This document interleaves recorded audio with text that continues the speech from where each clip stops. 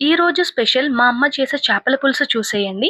ముందుగా కొన్ని ధనియాలు, మిరియాలు, యాలకులు, లవంగాలు, ఒక బిర్యానీ ఆకుని లో ఫ్లేమ్లో దోరగా వేయించుకోండి. తర్వాత కట్ చేసి పెట్టుకున్న 2 టమాటాలు, ఒక ఉల్లిగడ్డను కొద్దిగా ఆయిల్ వేసి వేయించుకోండి. ఇవి వేగుతున్న గ్యాప్లో చింతపులుసు తయారు చేసి పెట్టుకోండి. అలాగే ముందుగా వేయించి పెట్టుకున్న ధనియాలలో మీ దగ్గర కొబ్బరి ముక్కలు ఉన్నట్టయితే అవి యూస్ చేయండి. మేము కొబ్బరి పొడి యూస్ చేసాము. మేము అల్లం పేస్ట్ అయితే మిక్సీలో యూస్ చేసాము. మీరు తాలింపులో యూస్ చేసుకోవచ్చు. తర్వాత కర్రీ కోసం ఆయిల్‌లో ఒక బిర్యానీ ఆకు, 2 లవంగాలు వేసి చీల్చి పెట్టుకున్న 2 పచ్చిమిరపకాయలు వేసాము.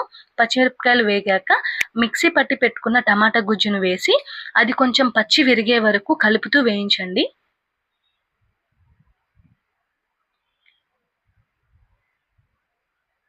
అలాగే మిక్సీ పట్టి పెట్టుకున్న ధనియాల పొడిని కూడా వేసి బాగా కలుపుతూ అది పచ్చి విరిగే వరకు కలుపుతూ వేయించుకోండి. తగినంత పసుపు, మీ టేస్ట్‌కి తగ్గంత కారం వేసి బాగా కలుపుకోండి. తర్వాత కట్ చేసి పెట్టుకున్న కొత్తిమీర, కరివేపాకు తురుము వేసి కలుపుకోండి.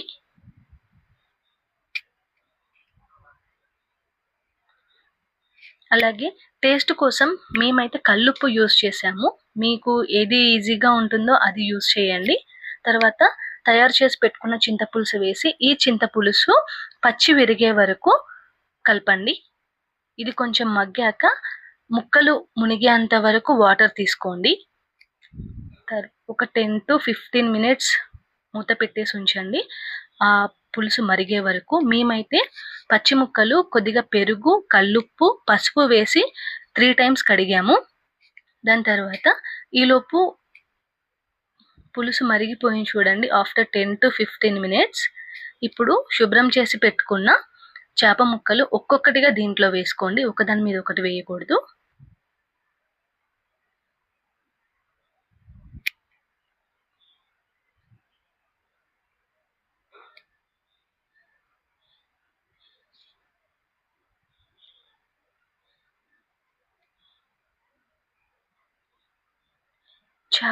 చేపల కూర ఎప్పుడైనా కూడా గరిటతో కలపకండి. అది ముక్కలు విరిగిపోతాయి త్వరగా. మా మమ్మీ అయితే ఎప్పుడు ఇలాగే కలుపుతుంది. గరిట అసలు యూజ్ చేయరు. ముక్కలు వేశాక ఆఫ్టర్ 15 మినిట్స్ కొంచెం ఉడికింది. దాని తర్వాత ఒకసారి కలిపి మళ్ళీ ఒక 10-15 మినిట్స్ ఉంచాము.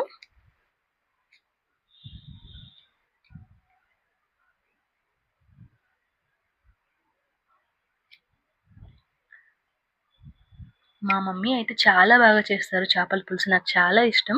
టేస్ట్ కూడా బాగుంటుంది. ఆఫ్టర్ 10-15 మినిట్స్ చూడండి, మా కర్రీ రెడీ అయిపోయింది. Sunday special. And wait for the last dialogue. మా మమ్మీ ఎక్స్ప్రెషన్ ఇస్తారు.